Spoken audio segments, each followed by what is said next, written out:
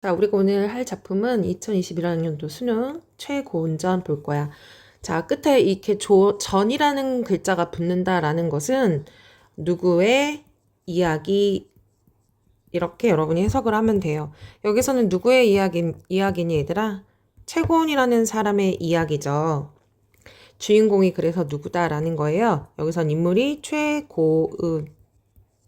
근데 우리가 고전소설 읽어서 알지만 이 사람의 이름만 쓰여지는 게 아니야. 고전소설에서는 그 사람의 위치도 중요하고요. 그 성별, 남자인가 여자인가도 중요하거든요. 그러니까 채권이라는 인물을 다른 이름으로 어떻게 불리는지도 여러분이 기억하면서 구분하면서 읽어보는 거야.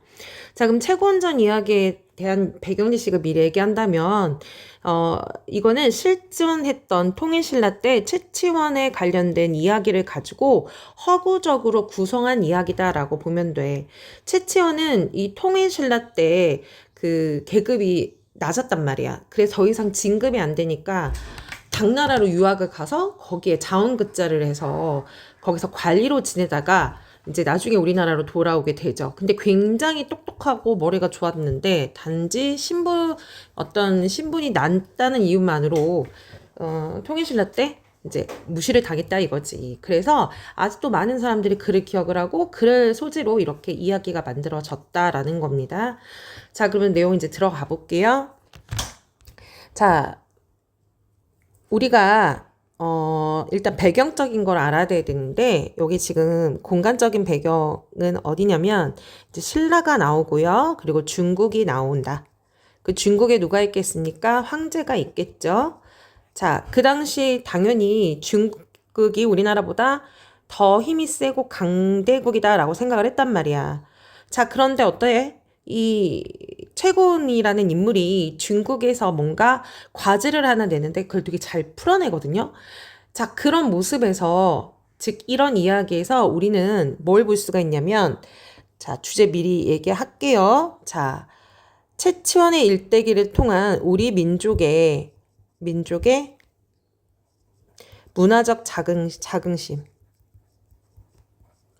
자긍심을 고취시키는 그런 작품이었다라는 주제 기억하세요. 그리고 주제를 하나 더 생각한다면 최치원의 비범한 능력 여기까지. 자, 그러면 내용 빨리 들어갈게요. 자, 승상나업은 딸 하나가 있었다. 우리 중간 부분 생략된 거고 내용이 이렇게 들어가는 거야. 자, 여기서 인물 누가 나오냐? 승상. 나업이 이름이고요. 승상은 일종의 관리 직분이야. 일종의 왕 밑에 바로 있는 그 신하를 얘기하는 거야. 높은 관직이야, 높은 관직. 자, 나업은 실제 이름입니다. 알겠죠? 딸 하나가 있었는데 딸이 있었어요. 재예가 당대에 빼어났다. 재능과 재능, 그리고 기회, 그러니까 뭐든지 다 잘했다는 거야. 당대, 그 시대의 최고였다.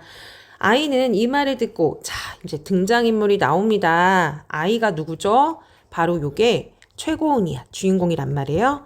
아이는 이 말을 듣고 헌옷으로 갈아입고 거울을 고치는 장사라고 속였다. 자, 뭘 고치는 장사예요? 거울을 고치는 장사야. 이제 이게 뭐냐면은 최고은이 되게 똑똑하고 그런 인물로 나오는데 우연치 않게 저기 서울에 있는 그 승상 누가 있는데 그 집에 딸이 하나가 있는데 그렇게 예쁘대 라고 했단 말이지. 그러니까 최고원이 궁금한 거야. 그래서 그녀와 결혼을 하고 싶겠지? 그래서 서울에 갑니다. 가서 일부러요. 어떻게 한다? 헌옷을, 나쁜 옷을 입고 그 당시에는 거울을 그걸 고쳐주는 사람이 있었나 봐. 그래서 그렇게 일부러 이렇게 거울 고치는 장사라고 한 거야. 자, 일종의 일부러 대책을 꾸민 거죠. 네, 계책을 꾸몄습니다. 승상집 앞에 가서 거울 고치시오라고 외쳤습니다. 소저는 이 말을 듣고 거울을 꺼내. 여기 등장인물 소저는 자, 누구로 얘기하는 거냐? 여성, 결혼 안 한 소녀라고 생각하면 돼요. 여성, 미운 여성을 얘기하는 거야. 아이고, 지우개. 고전소설에서 정말 많이 나오는 표현이니까 꼭 기억하자. 여성을 얘기하는데요. 결혼을 하지 않는 여성. 소저는 이 말을 듣고 거울을 꺼내 유모에게 주워 보냈다. 자, 유모라는 거는 보통 어떤 가문의 집에 있을 때, 그지? 그 가문의 그 어린 아이를 이렇게 잘 키워주는 사람을 유모라고 하는 거죠. 자, 그래서 거울을 꺼냈습니다. 일부러 한 거죠. 꺼내 유모에게 주워 보냈다. 자, 소자는 그 딸이죠. 유모 뒤를 따라 바깥문 안쪽까지 나가 문틈으로 엿보았다. 이제 궁금하니까 엿봤어. 장사가, 즉 장사 누구지? 아이야. 최고은이라 할게요, 선생님이.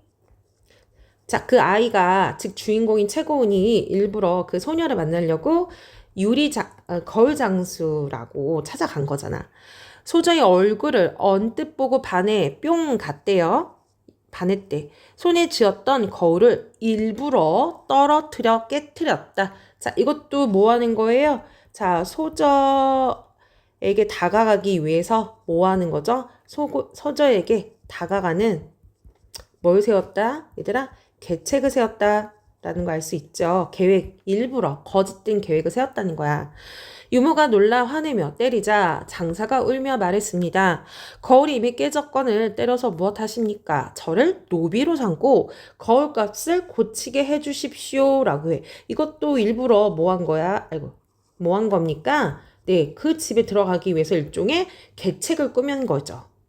자, 그래서 뭐가 될까요? 바로 자, 이제 노비가 되겠죠? 유머가 들어가 이를 승상께 아뢰니, 자, 승상 누군지 알죠? 네, 소저의 아버지 나업을 얘기하는 겁니다. 아뢰니 허락하셨다. 승상은 그의 이름을 거울을 깨트린 노비라는 뜻이라고 했어요. 거울을 깨트린 노비라는 뜻으로 이름을 지어준 거야. 뭐라고 지어준 거예요? 파경노다라고 쳤어.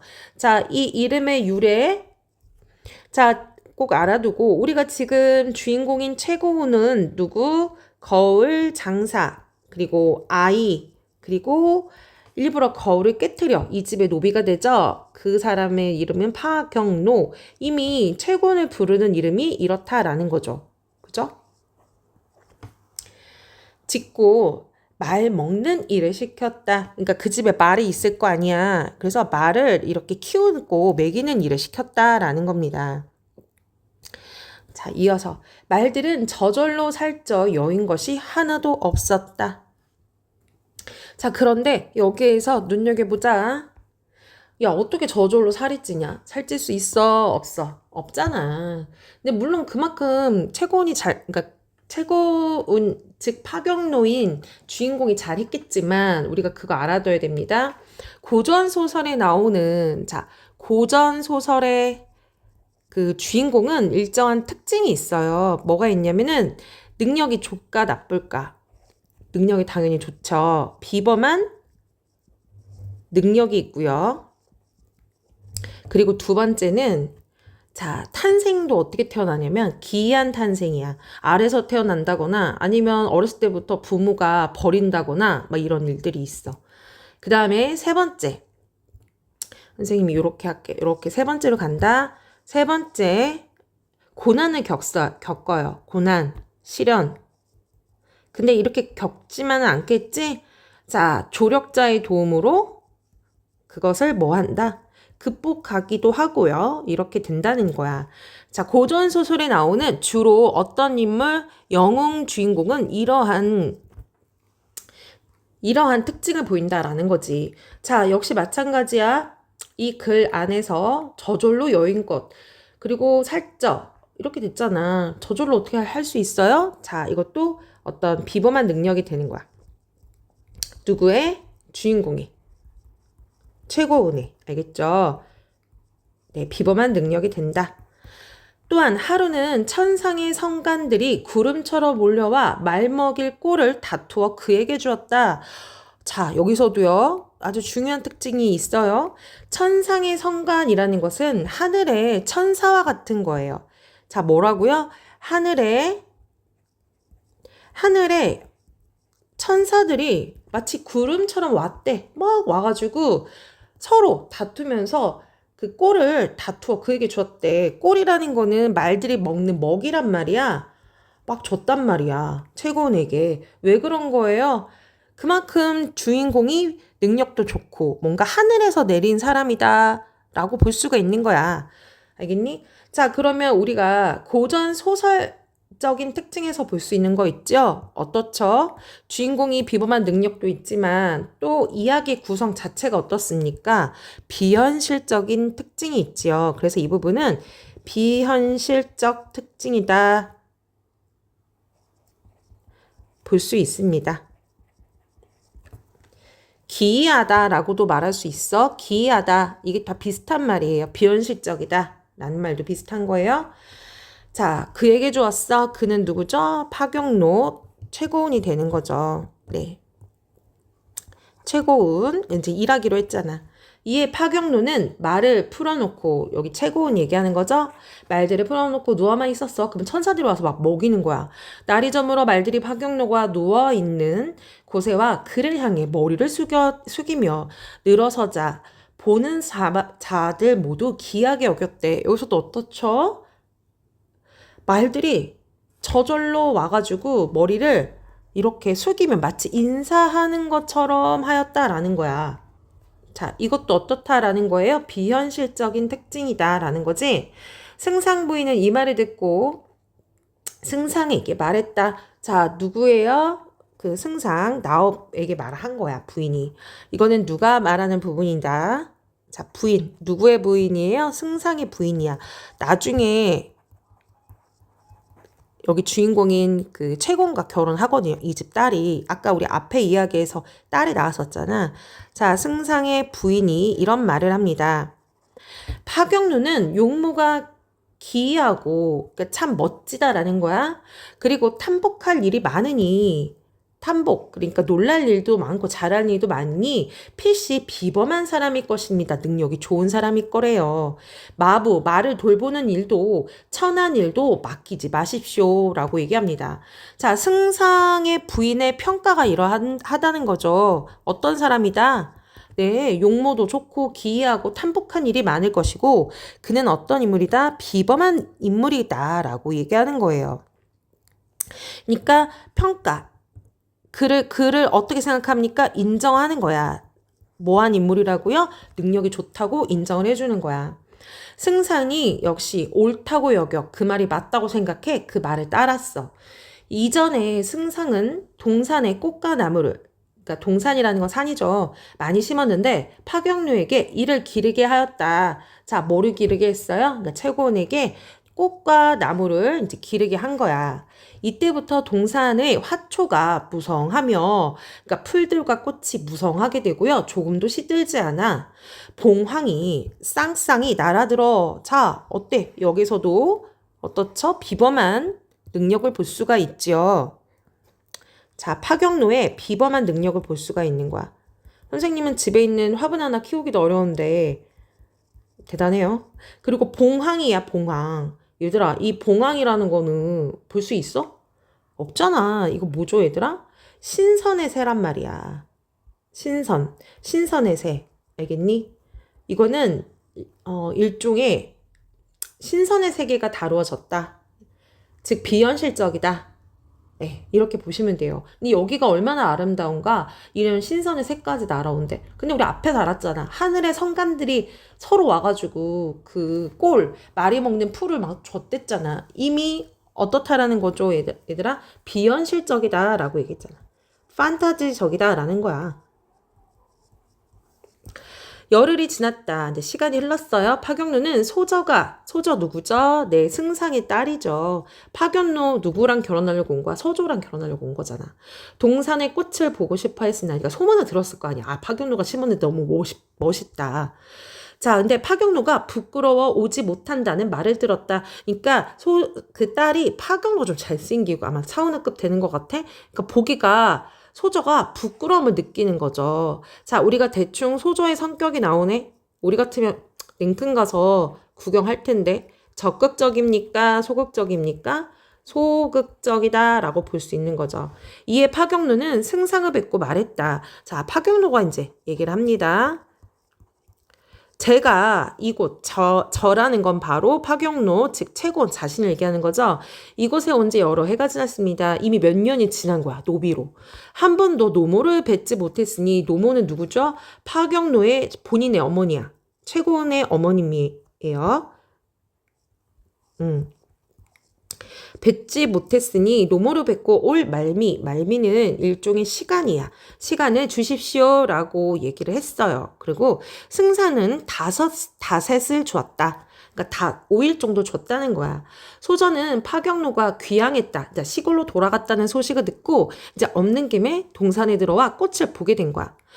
꽃이 난간의 앞에 웃는데 소리는 들리지 않네 라고 그 자리에서 시를 하나 짓습니다. 자, 여기에서의 꽃이라는 거는 누구를 비유하는 걸까?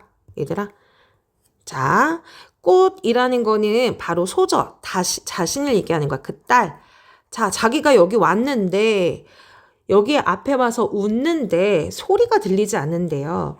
자, 무슨 말이 근데 소리가 들리지 않는데 이제 꽃은 아마 소저 자신을 얘기한다고 볼 수도 있지. 근데 자기를 찾는 소리가 들리지 않는다라고 시를 지었어. 파경로가 꽃 사이에 숨어 있다가 그러니까 5일 동안 내려간 거야 안 내려간 거야. 거짓말 한 거지. 일부러 소녀가 나타날 때까지. 소저.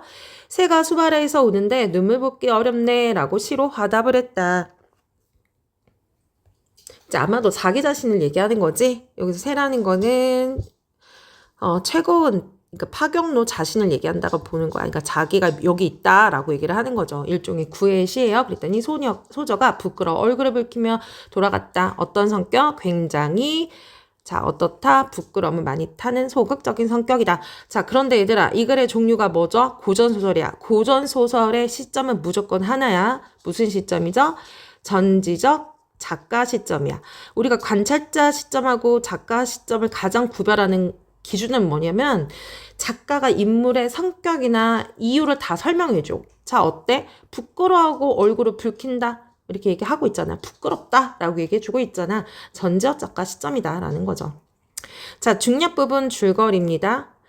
자, 중국 황제는 신라 왕에게 석함을 보내 그 안에 있는 물건을 알아내 시를 지어 올리라 명했다. 자, 이거 돌로 만든 상자 같은 거야. 이걸 열 수가 없어. 근데 신라 왕한테 너 이거 뭐가 있는 줄 아니? 이거 맞추기도 어려운데 더군다나 그거를 알아내. 시를 또 지으래. 알아내기도 힘든데.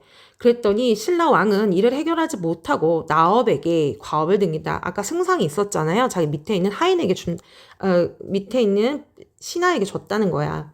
자, 사실 이거 자체가 일종의 중국 황제가 신라 왕에게 이런다는 건 우리의 국력이 그만큼 어떻다라는 거야. 약하다라는 거야. 알겠니? 당시 시대 상황에서도 그랬단 말이야. 그래서 최천이 그 중국 당나라에 가서 관리가 됐다라는 것은 어마무시한 아주 그냥 초특급 일이거든. 당시 우리나라가 BTS 미국에 가서 빌보드 1위 오르는 거랑 비슷한 상황이야. 자, 그러니까 우리가 힘이 약해. 그러니까 중국 황제는 약간 놀리는 식으로 이걸 보낸단 말이에요. 나업은 집으로 돌아와 석함을 안고 통곡했다. 왜? 풀 수 있는 방법이 없으니까. 파경루는 이 말을 듣고 사람들에게 왜 우는지를 물었고 사람들이 모두 말해주자 잠옷 기쁨을 띠며 왜 기뻤을까? 그치. 해결을 할 수 있다는 거야. 쌉 가능. 꽃가지를 꺾어 왜 청으로 갔다 갑자기 왜 꽃을 꺾었을까? 자, 그랬더니 소조가 슬피 울었어. 이거 왜 울었죠? 그치. 아버지에 대한 걱정이죠. 아버지에 대한 걱정 때문에 온 거야. 저거 못 풀면 우리 아버지도 혼날 텐데. 벽에 걸린 거울에 비친 그림자를 보았다. 막 울고 있는데 누군가가 저기서 이렇게 오는 게 보이는 거예요. 근데 여기에 뭔가 그림자가 비쳐. 이 거울 속에서. 이 그림자는 누구죠? 네, 파경로 얘기하는 거야. 최고원. 얘가 이제 꽃 들고 이제 이렇게 쓱 들어온 게 그림자에 보였어. 속으로 놀라 창틈으로 이렇게 보니까 파경루가 꽃을 들고 서 있었다. 소저가 이상히 여겨 묻자 시치미를 떼며 말했다. 그대가 이 꽃을 보고 싶다 하여 그대를 위해 가져왔소. 시들기 전에 받아보십시오. 받아보십시오. 이렇게 하면서 마음을 전달을 하죠. 소저가 한숨을 크게 쉬니 자, 그 꽃이 싫어서가 아니라 누구에 대한 걱정이야? 아버지에 대한 걱정이야. 네, 걱정 때문에 숨을 이렇게 푹 내쉬니까 파경로가 위로하며 말했습니다. 뭐라고 말하나?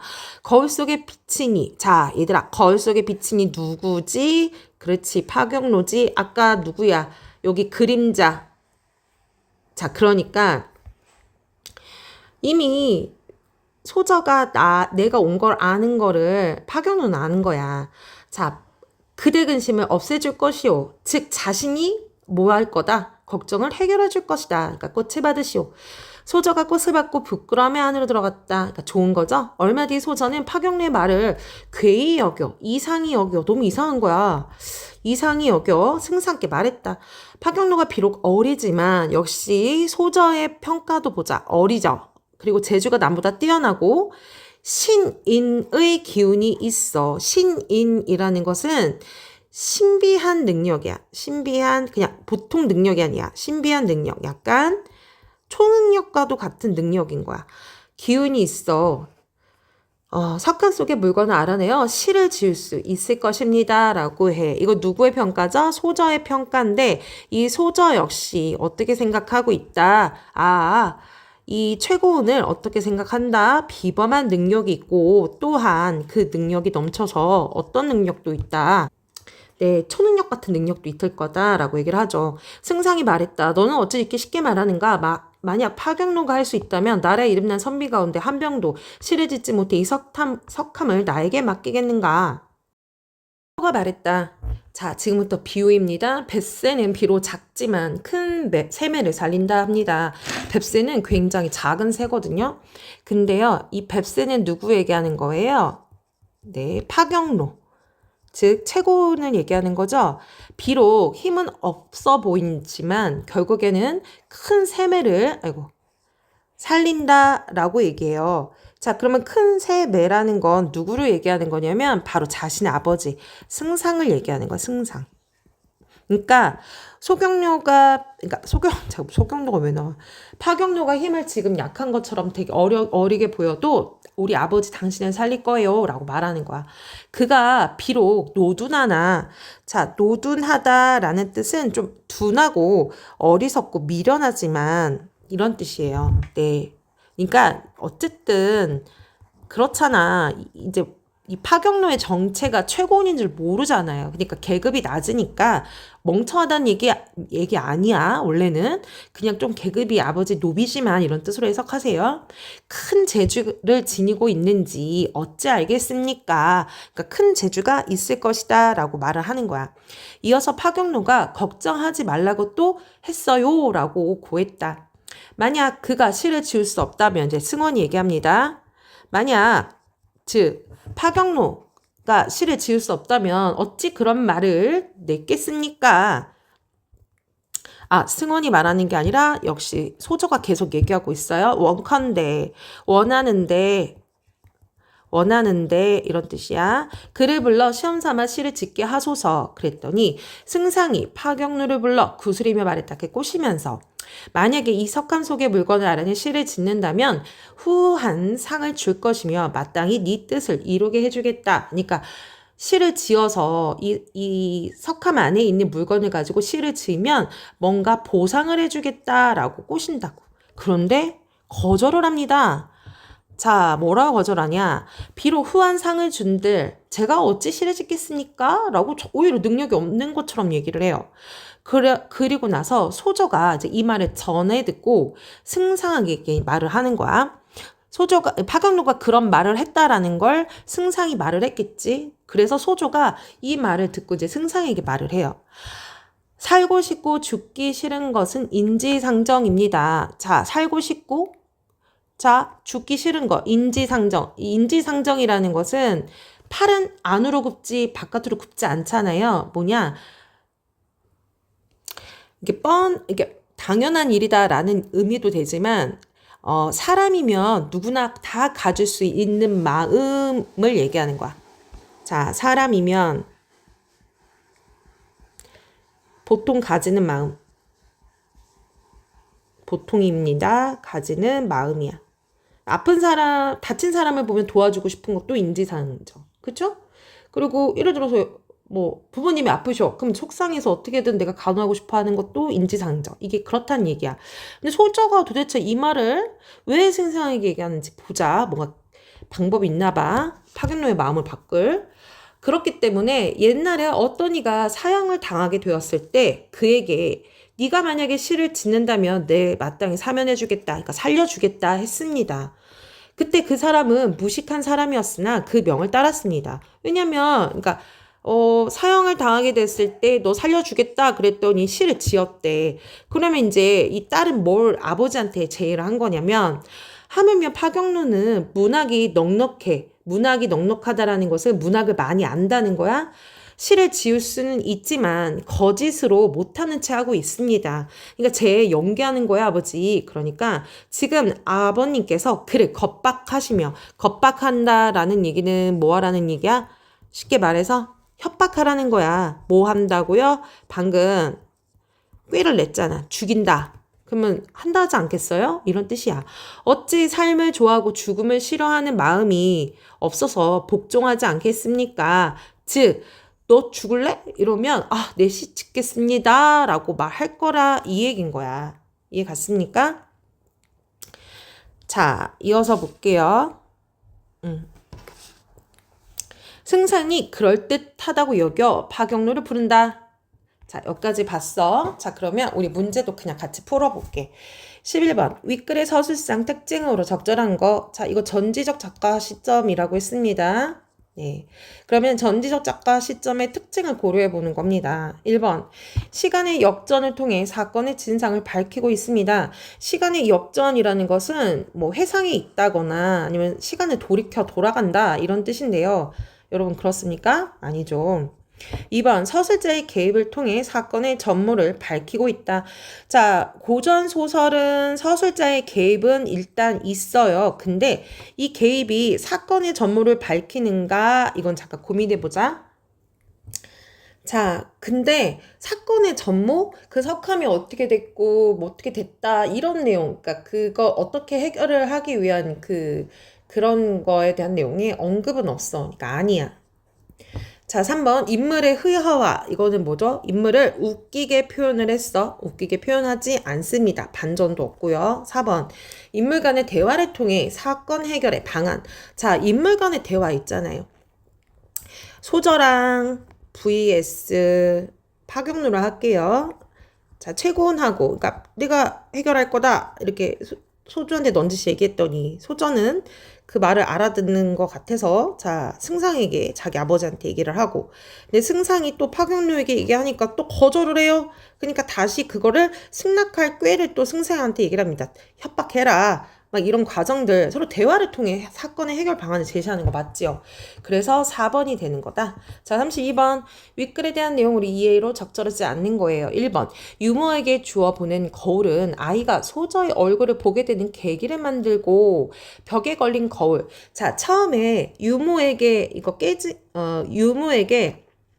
저 바깥에 파경로가 있으니까 거울 고치는 사람한테 이걸 줘라고 한 거는 그 아이가 소저의 얼굴을 보게 된 거 맞죠? 소저 얼굴을 보고 일부러 유리를 깨잖아. 그죠? 계기 만든 거 맞고 벽에 걸린 거울은 파경로가 소저에게 자신의 존재감을 드러내는 계기를 만든다.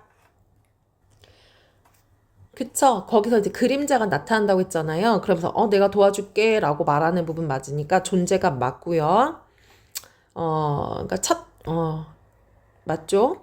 2번. 깨트린 거울은 아이가, 자, 처음에 그 아이, 즉, 최곤을 얘기하는 거야. 파경로라는 이름을 얻고 승상의 집안으로 들어가는 계기가 되는 거. 맞죠? 깨트린 것이다. 깨트린 로비, 뭐 이런 뜻으로 파경로 이렇게 이름을 지은 거잖아. 승상이 지은 거죠, 얘들아. 파경로가 관리한 동산의 화초는 승산 부인으로부터 인정받는 계기가 아니라 애초부터 말을 잘 키우는 걸 보고 승상 부인은 뭐라고 하냐, 말 같은 거 하찮은 거 말고요 다른 거를 좀 해보게 해주세요 라고 하거든요. 그러니까 인정받는 계기가 아니야. 전부터 인정을 받은 거야. 동산의 화초는 아니다. 뭘로 인정받죠? 말 키우는 거와 외모, 행동을 통해서 먼저 인정을 받죠. 그래서 2번이 알맞지 않은 건데요. 3번도 한번 보자. 동산의 꽃은 소저가 보고 싶었으나 파경로로 인해 접근하기 어렵게 된 대상이고요. 맞죠? 파경로가 들고 서 있던 꽃은 소저에게 그쵸? 꽃을 가지고 찾아가잖아요. 전달하는 수단이 된다. 4번. 동산에서 화답한 시는 파경로가 소저와 교감을 하기 위해 읊은 것이고 잘 생각해봐. 일부러 거짓말하고 숨어 있다가 소녀가 나타나니까 짜잔 등장을 해서 시를 하나 읊으죠. 소저가 먼저 하고 그다음 파경로.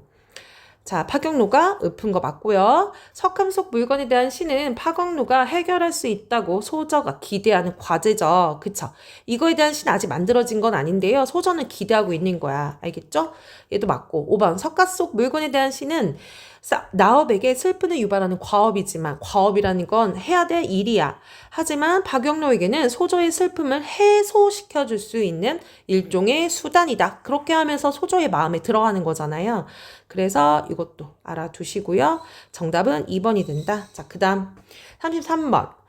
보기를 참고하여 윗글에 감상한 내용을 적절하지 않는 거라고 했어요. 최고원전은 비범한 인물로 최천을 형상화했다고 했죠. 주인공은 문제 해결에 국면에 치밀한 기지, 당당함을 보이고 또 초월적인 존재의 도움을 받으면서 이에 또 전적으로 의존하지는 않아요. 초월적인 존재, 아까 말풀 같은 거 나오잖아.